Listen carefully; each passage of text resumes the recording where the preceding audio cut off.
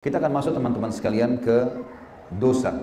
Dosa ini istilah yang digunakan dalam agama kita, bisa juga maksiat, adalah semua pelanggaran dalam agama yang dilarang oleh Allah. Definisi sederhananya. Dan dosa dibagi dua, ada dosa besar, ada dosa kecil. Dosa besar teman-teman sekalian adalah semua pelanggaran dalam agama yang diikuti dengan ancaman berat, seperti laknat, murkah, kecelakaan, siksa kubur, siksa neraka. Jadi kalau misal ada ancaman kekufuran, misal kata Nabi SAW, perbedaan dasar antara kami dengan orang-orang kafir adalah sholat 5 waktu. Siapa yang meninggalkannya, dia telah kafir. Ada ancaman kekafiran meninggalkan sholat 5 waktu. Berarti meninggalkan sholat 5 waktu adalah dosa besar.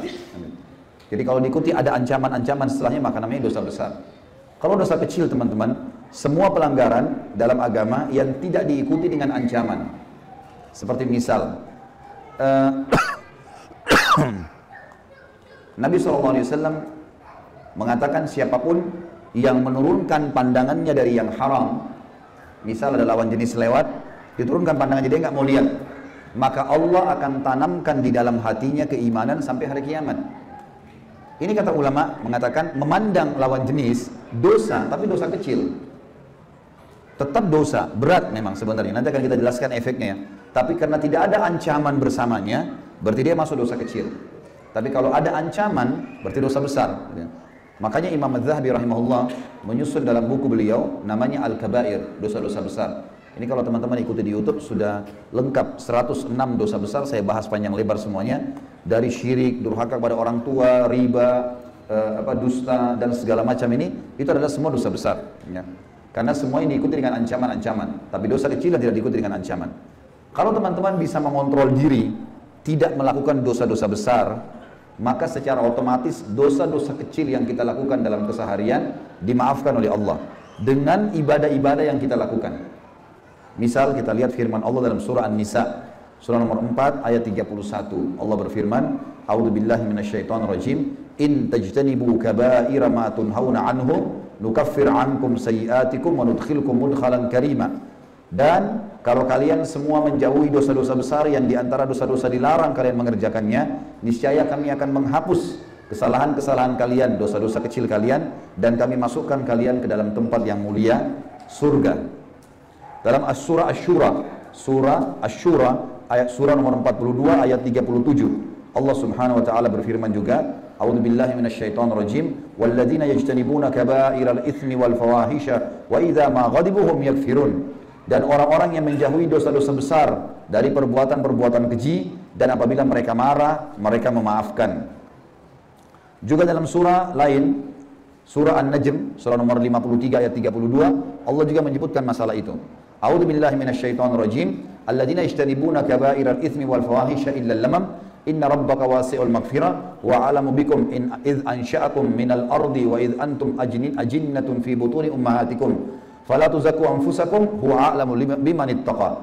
Orang-orang yang menjauhi dosa-dosa besar, syirik, durhaka kepada orang tua, riba, zina, semua dijauhi, judi, ya, memamerkan aurat dan seterusnya, maka semua dosa-dosa kecil kalian akan kami maafkan. Sesungguhnya Tuhan kalian maha luas ampunannya, dan Dia telah mengetahui tentang keadaan kalian ketika kalian masih di dalam perut ibu kalian.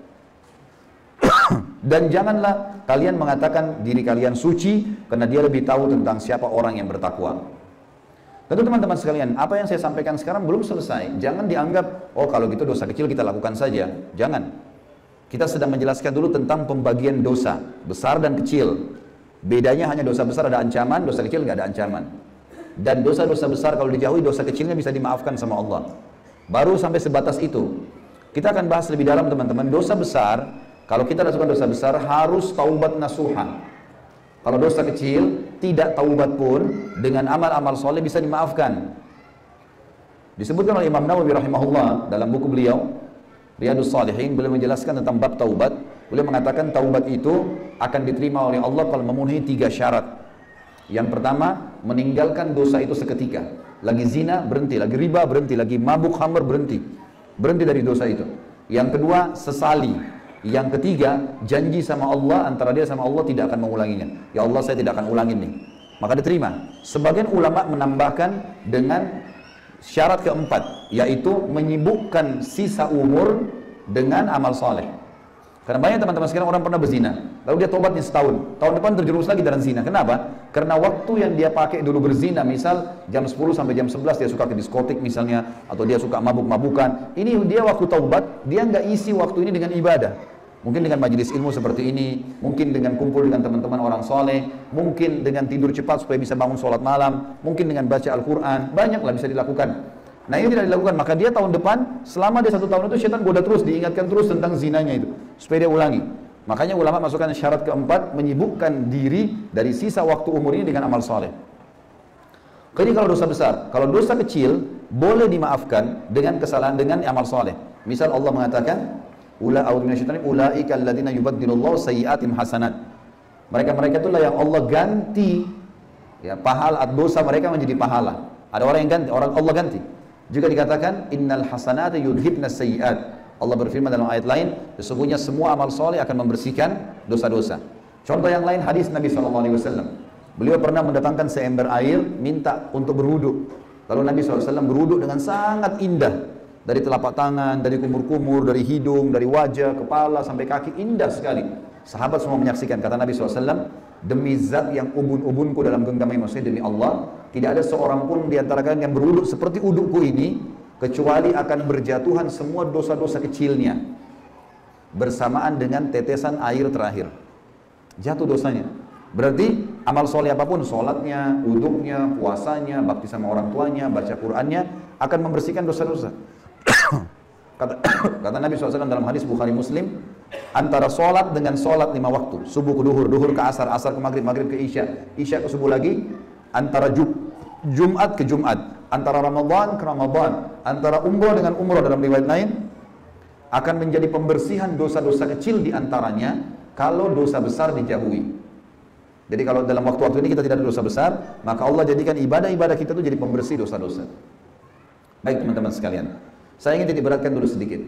Dosa-dosa kecil, sekecil apapun, apalagi dosa besar ya, kita bicara dosa-dosa kecil, apalagi dosa besar, kalau dikerjakan, betul dosa kecil itu akan dimaafkan oleh Allah dengan ibadah-ibadah. Tapi ingat, dosa-dosa kecil ini ada pembersihannya. Ada pembersihan. Jadi jangan teman-teman menghayal, kalau buat dosa, lalu Allah tidak akan hukum. Itu nggak benar. Allah pasti akan hukum sekecil apapun dosa kita lakukan. Ini perlu digarisbawahi ya. Walaupun dosa kecil, akan ada pembersihan. Kenapa kita dalam setahun sering sakit kadang-kadang? Ada flu, ada demam, kadang-kadang kita lagi jalan ke seleo, ada kehilangan barang, ada utang orang tidak bayar, ada banyak. Cobaan datang. Kenapa datang teman-teman sekalian? Pembersihan terhadap dosa kita. Kalau kita pernah menggibah orang, dosa besar nih gibah, nggak boleh kan? Tobat nih, sudah kita tobat kepada Allah. Janji tidak akan ulangi lagi, Allah berhenti. Jangan heran teman-teman, pada saat kita sudah tobat tiba-tiba kita digibah oleh orang lain. Jangan kaget, karena ini pembersihan itu harus ada pembersihannya. Nggak bisa enggak. Dosa kecil atau dosa besar ada pembersihan. Makanya kata Nabi SAW, al jaza min jinsil amal. Balasan akan datang sesuai dengan kadar perbuatan seseorang. Ada balasannya. Kata Nabi SAW dalam hadis lain, kama tadinu tudan. Sebagaimana kau berperilaku, kau akan diperilakui.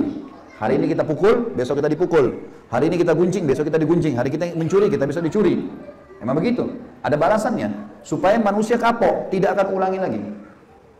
Jadi jangan berpikir tadi sekali lagi, ini yang saya ingin diberatkan. Oh, dosa kecil, gampang, dimaafkan sama Allah kalau saya sholat. Benar, untuk hukuman akhirat nggak ada. Dimaafin sama Allah. Tapi pembersihan di dunia ada. Nggak ada tidak dibersihkan sama Allah. Makanya ada sakit, ada cobaan, ada segala macam hal. Kalau orang mukmin datang cobaan padanya, pembersihan dosanya dan peninggian derajatnya. Emang begitu. Baik. Bagi teman-teman yang masih berpikir berbuat dosa, misal, nggak apa-apa deh saya pacaran misalnya, nggak apa-apa deh saya minum khamar, saya juga sholat, nggak apa-apa deh saya begini, nggak apa-apa deh saya begitu. Perhatikan efek buruknya dosa. Yang pertama teman-teman sekalian, kalau seseorang berbuat dosa, hidupnya akan sempit, sumpek. Kalau orang mabuk malam, tidur nih dalam keadaan mabuk, bangun tidur demi Allah sumpek, pasti suntuk. Nggak ada orang bangun gembira habis mabuk tadi malam, nggak ada. Orang habis berzina pasti nyesel, walaupun orang non muslim tuh.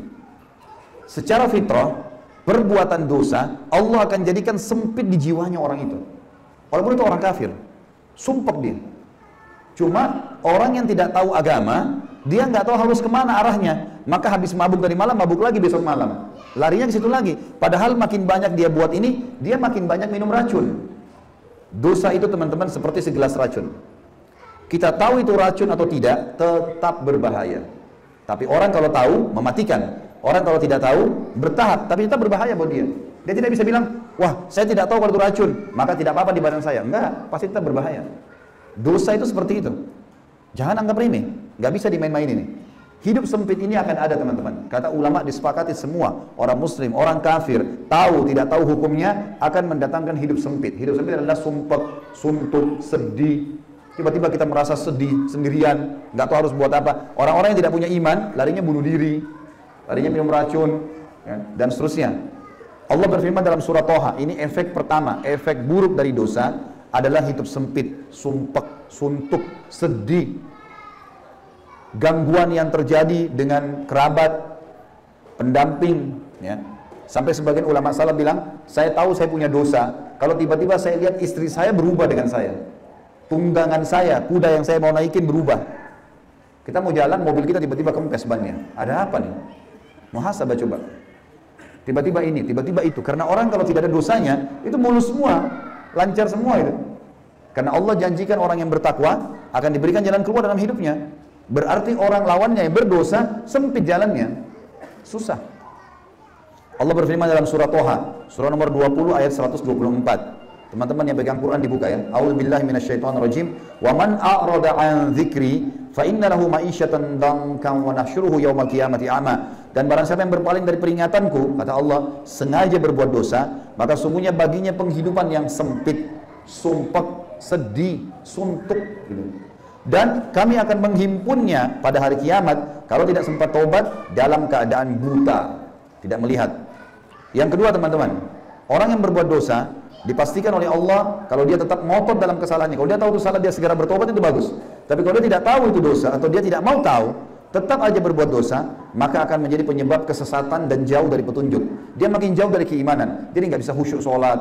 Teman-teman di sini maaf yang hadir, kalau masih sholat tidak bisa khusyuk, berusaha nggak bisa khusyuk, coba istighfar kepada Allah. Ada dosa yang mengganjal tuh. Kalau dosa kita sudah dibersihkan teman-teman, kita akan khusyuk sholat. Kita akan tersentuh kalau baca Quran, nangis nanti itu. Kalau itu belum terjadi berarti masih ada dosa yang mengganjal. Coba istighfar, terus taubat kepada Allah. Karena masih ada yang ganjal. Allah berfirman, Allah yang Maha Kaya telah berfirman dalam surah Al-Ahzab, surah nomor 33 ayat 36. A'udzu billahi minasyaitonir rajim. Wa ma kana lil mu'minin wala mu'minatin idza qada Allahu wa rasuluhu amran an yakuna lahumul khiyaratu min amrihim wa may ya'sillaha wa rasulahu faqad dhalla dhalalan mubina. Tidak patut kata Allah, laki-laki yang mengaku beriman dan perempuan yang mengaku beriman, apabila Allah dan Rasulnya telah menetapkan satu keputusan, jangan buat dosa, buat ketaatan, mereka masih punya pilihan lain, mereka masih tetap mau melanggar, nggak mau patuh gitu. Maka kata Allah, barang siapa yang mendurhakai Allah dan Rasulnya, tetap mau berbuat dosa, dia sudah tahu itu dosa, maka sungguh dia telah sesat dengan kesesatan yang nyata. Sulit dia untuk khusyuk, nggak bisa khusyuk, susah. Teman-teman kalau banyak, coba 1 minggu istighfar kepada Allah. Tutup kuping, jangan dengar musik kecuali Al-Quran. Coba lakukan itu. Kemudian azan ke masjid. Coba tiap hari baca Al-Quran. Apalagi Ramadan akan datang, maksimalkan coba dengan itu. Coba jaga diri dari dosa. Perhatikan perasaan dan iman kita seminggu itu dengan seminggu yang lalu. Jauh sekali. Apalagi sebulan, apalagi setahun. Makin sering kita kentalkan hubungan kita dengan Allah, maka makin kental sekali perasaan itu. Besok teman-teman saya sarankan hadir. Acara kita besok indahnya menjalin hubungan dengan Sang Pencipta. Saya akan banyak sebutkan kisah orang-orang soleh. Bagaimana mereka pada saat sudah sampai pada tingkat kekhusyuan itu. Nyaman hidupnya. Di mana-mana dia akan selalu nyaman. Tentram. Mudah untuk tersentuh, mudah untuk bersyukur dan seterusnya. Yang ketiga teman-teman sekalian, efek daripada dosa. Selain tadi yang kedua sesat. Akan Allah dampingkan padanya syaitan. Jadi orang ini nanti akan ada syaitan di sebelahnya yang selalu menemani dia. Allah jadikan itu sengaja. Karena orang ini suka berbuat dosa. Jadi kalau ada orang dari diskotik ke diskotik, dari mabuk ke mabuk, dari zina ke zina, gonta-ganti itu aja program hidupnya, Allah akan dampingkan dia dengan syaitan. Syaitan itu jadi temannya terus. Jadi makin sesat dia, makin jauh. Kecuali dia sendiri segera taubat, berhenti, baru Allah cabut. Allah berfirman dalam surah Az-Zukhruf, surah nomor 43 ayat 36. A'udzu billahi minasyaitonir rajim. Wa may ya'shu an dzikrir rahmani nuqayyid lahu syaitanan fahuwa lahu qarin. Barang siapa yang berpaling dari pengajaran Tuhan yang Maha Pemurah, Al-Quran, maksudnya berbuat dosa, kata ulama tafsir, kami akan adakan baginya syaitan yang menyesatkannya. Maka syaitan itu selalu menjadi teman dan menyertainya. Jadi sudah banyak efeknya ya, sudah 3. Sumpah ada, sesat iya, tidak bisa khusyuk, kemudian juga syaitan mendampinginya. Yang keempat, terancam masuk neraka. Meninggal, tidak sempat taubat, masuk neraka, bahaya. Allah berfirman dalam surah An-Nisa, Allah yang maha keras siksaannya berfirman, surah An-Nisa, surah nomor 4 ayat 14. A'udzu billahi minasyaitonir rajim, wa may ya'sillaha wa rasulahu wa yata'adda hududahu yudkhilhu naran khalidan fiha wa lahu 'adzabun muhin. Dan barang siapa yang mendurhakai Allah dan Rasulnya dan melanggar ketentuan-ketentuannya, niscaya Allah memasukkannya ke dalam api neraka, sedangkan ia akan kekal di dalamnya dan baginya siksa yang menghinakan. Juga teman-teman dalam surah Jin, surah nomor 72, ayat 23 Allah berfirman, A'udzubillahi minasyaitonirrajim, illa balagan minallahi wa risalati, wa may ya'sillaha wa rasulahu, fa inna lahu nara jahannama khalidina fiha abada.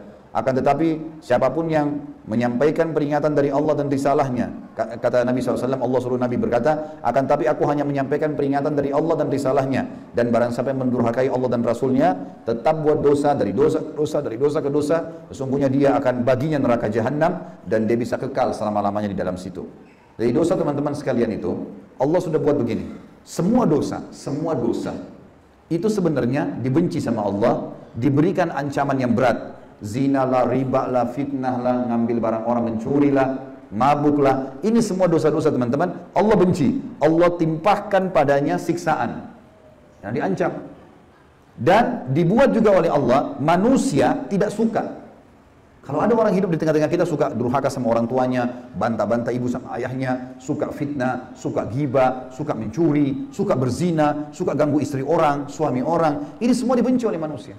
Secara alami Allah benci, hukumannya berat, dan juga dibenci oleh manusia. Semua ketaatan, jujur, amanah, tanggung jawab, bakti sama orang tua, semua yang baik-baik, sholat, semua ini teman-teman disuka sama Allah, diberikan pahala yang besar, dan juga disuka oleh manusia. Gak ada orang yang rajin ke masjid sholat, orang suka bantu orang susah, senyum kalau ketemu sama muslim, bakti sama orang tua, lalu dibenci sama orang, gak ada. Semua orang suka dia. Maka kita secara alami kalau patuh sama Allah, menjadi orang yang baik. Buruk, maksiat sama Allah jadi buruk. Harus difahamin poin ini teman-teman.